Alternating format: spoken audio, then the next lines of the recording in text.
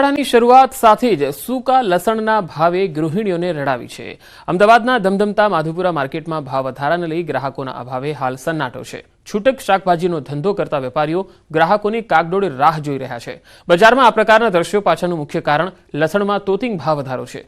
માર્કેટમાં 1 કિલો લસણનો ભાવ 500 રૂપિયા છે, જેને કારણે ગ્રાહકો અને છૂટક વેપારીઓ બંને લસણ ખરીદવા અને વેચવા પર અવઢવમાં છે। લસણનો ભાવ બહુ છે, કેમ કે વાવેતર ઓછું છે, લીલું લસણ બી ઓછું આવે છે। સૂકાને તો ક્યારથી એ જ ભાવ છે, બહુ ભાવ છે। 300-400 રૂપિયા કિલો છે લસણ। અરે 100 ગ્રામ 50 ગ્રામ લોકો ખરીદે છે, કિલો કોઈ નથી। કોઈ હોટલવાળા હોય તો કિલો કોણ લે? કોઈ 20 રૂપિયાનો, કોઈ 40 રૂપિયાનો, એનાથી ઉપર જતા નહીં। હોલસેલ બજારમાં લસણના ભાવમાં પ્રતિ કિલો 300 થી 500 રૂપિયાનો ભાવ છે। જથ્થાબંધ વેપારીઓનું કહેવું છે કે શિયાળો અને લગ્નગાળાની સિઝનમાં લસણનો ભાવ હજી મોંઘો થશે। જૂનથી જે ભાવ વધારો થયો છે તે હાલમાં પણ યથાવત છે। પરિણામે જે લોકો 1 કિલો લસણ ખરીદતા હતા તેઓ હવે માત્ર 100 ગ્રામ ખરીદે છે। જથ્થાબંધના વેપારીએ વધુમાં કહ્યું કે સતત પડી રહેલા કમોસમી વરસાદથી લસણના પાકને મોટું નુકસાન પણ થયું, જેથી લસણનો ભાવ વધી રહ્યો છે। બેન, મુખ્યત્વે લસણ જે છે એ ઇન્ડિયામાં, ભારતમાં 2 મુખ્ય રાજ્યમાં પ્રોડક્શન થાય છે। એક ગુજરાત, બીજું મધ્યપ્રદેશ। આ 2 પ્રદેશમાં જે વચ્ચે આબોહવા બગડેલી અને વરસાદ પડી ગયો અને વરસાદના કારણે ગોંડલ જેવા એરિયામાં ખેતરમાં પાણી ભરાઈ ગયા, એના હિસાબે ગોંડલનો 30 થી 35% ક્રોપ ખરાબ થઈ ગયો। છોટાઉદેપુરના નસવાડીમાં તાલુકાના ગ્રામજનો મુશ્કેલીમાં મુકાયા। પલાસણી ગામ પાસેની અશ્વિન નદી ઉપરના અધૂરા પુલને ફરી બનાવવાની માંગણી કરી છે।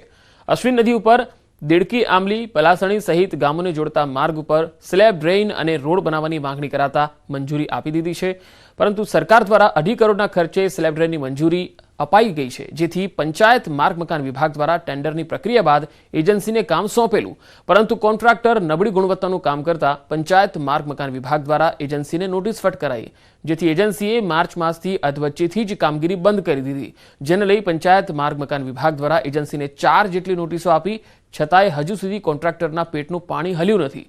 સ્થાનિકોએ સત્વરે પુલની કામગીરી પૂરી થાય તેવી માંગણી કરી। હવે આવવા જવાનું બહુ તકલીફ પડે છે અને ટૂંકો રસ્તો છે, કોમ ચાલુ કરો। કેવી રીતે અમે સરકી નદીમાં જઈએ? અને નદીમાં આ પથ્થરા ઉતરી કૂદીને જવાનું ને, લીસા પથ્થરોમાં બેડે ચાલીને જવાનું। એક તો આખો આપણને ખુદ ના પડતી હોય, ધીરું ઉતરીને જવું પડે છે। કેટલું બધું થઈ ગયું, આખું ચોમાસું બધું જ ગયું, તાનું બંધ છે। કોન્ટ્રાક્ટરનું જે કામગીરી ચાલુ હતી એ કામગીરી દરમિયાન એ કોઈ કારણોસર કે ભાઈ ગમે તે કોઈ કારણોસર હોય તો એ પુલનું નિર્માણ હાલ બંધ છે। હમણાં લોકોને અવર જવરમાં એવું છે કે લોકોને જવામાં હાલાકી પડી રહી છે। લોકો પલાસની ગ્રામજનોનો કાયમી રસ્તો છે કે ત્યાંથી ખેતર જઈ શકતા હોય છે નદી પસાર કરીને।